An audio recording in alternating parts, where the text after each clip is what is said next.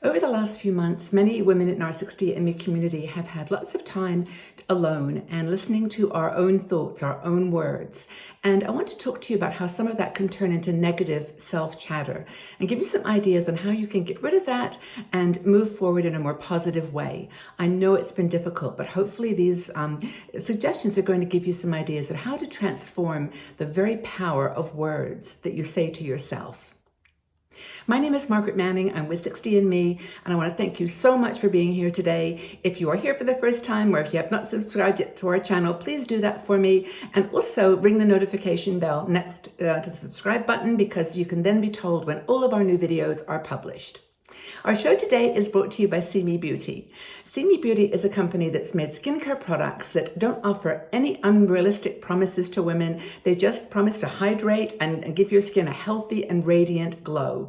Their products are a day, night cream, and a serum that are with ingredients that are quite unique based on scientific research. So check out their website, tamebeauty.com. So let's talk about words. I'm a big word person. I love words. I think they have such power to transform, power to influence positively and negatively. Did you know that we speak about 7,000 words a day? I probably speak 70,000, but on average. And think about the words that you say to other people, how they impact other people. And then think most importantly now about the way that you talk to yourself. You're talking to yourself a lot of that time. What kinds of words are you using? So, as I said, words are very powerful to me. They actually have a very direct link to our happiness quotient or our happiness value. If we're happy and we're saying positive things to ourselves, turning things around, and I'm going to talk to you a bit about how you can do that by using just one simple switch of a phrase or word, it really makes a big difference. Now, over the years, people have said things to us that have hurt us. We probably said things to people almost certainly that have hurt them. So we have to take into consideration all the things that have gone before. Our childhood hurts, teenage hurts, things that have happened in our relationships, perhaps with a relationship that didn't go well, a divorce or a separation, or even a death if you've lost your partner. What are those words that you said to each other that stay with you? They kind of stick. So this childhood traumas and relationship challenges are all part of that vocabulary that we put together in our own heads. Now, as I said, we all had negative things said to us, but how do we move ourselves from that mindset of negativity and fear and sadness to something more positive, to a growth mentality? Now, Kathleen Sinclair is one of our bloggers, and she wrote this article. I encourage you to read it because there's a lot in there that is very practical. It's very informational that I think you'll learn so much from her specific situation, what things that she did. So replace the negative with the positive. That's the simple rule. So shift the judgment. Now, when you're talking to someone and you want to use words that are judgmental, think about it. Think about how that judgmental word is going to make that person feel. There's just some phrases that you can put before your own comments. Like, for example, my little grandson Max is now into saying, in my opinion, and he's just picked this up probably from me and his parents, because we say it all the time. If we're about to say something that could have another point of view, we always say, well, in my opinion, this is the situation. And I think that removes it from being kind of a hard, opposing kind of statement to something that's more gentle and personal. It's, in my opinion, you may have a different opinion. So I think that even when you're talking to yourself, you'll say, that was really stupid, Margaret, or you didn't, you should have done that. Say, well, in my opinion, you could have done that a little more gracefully, but just put that softness before it. Take a deep breath. That's one thing that Kathleen suggests. Honestly, if you just stop, it's the count to 10, isn't it? If you stop and count to 10 or 3, take a deep breath before you speak.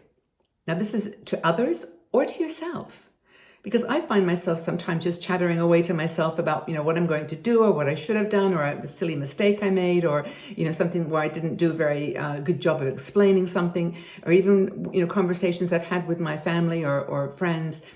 Just turn it around, take a deep breath and catch yourself. And when you catch yourself, you will see that it doesn't have to be judgmental. It doesn't have to be negative.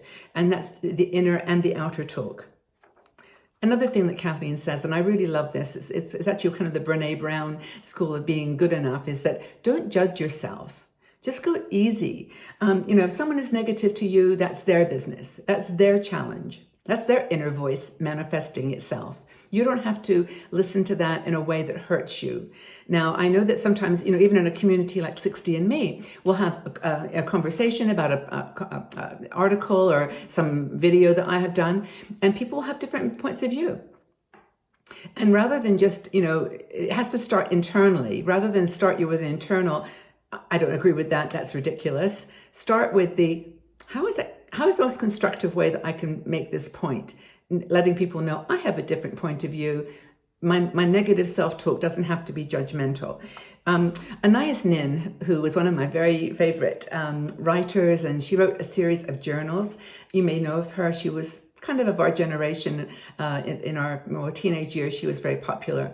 And she made this comment which said, we don't judge, or we don't see things as they are. We see them as we are. And I think that is such a powerful quote. You stop to think about it. We don't see things like they are sometimes. We just see them how we are. And we superimpose our negative self-talk onto that situation. I think it's really a powerful, it's certain quotes, I don't know about you, but there's certain quotes that just have stayed with me all my life, and that's one. Maybe you've got one as well that you'd like to share, because I think those quotes can really help us when we're about to talk in a negative way to ourselves. Keep things in perspective. Another way that Kathleen talks about looking at these conversations that we have with ourselves that are negative, and that is to add a phrase, add something to the phrase that softens it. And I made a comment earlier about saying, in my opinion, da da da.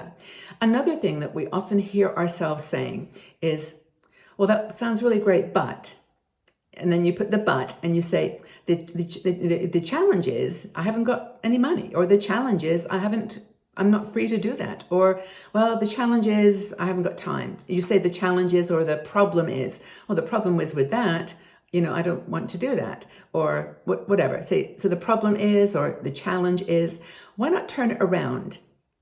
Turn it around and say, well, the opportunity is that, and then say the opportunity.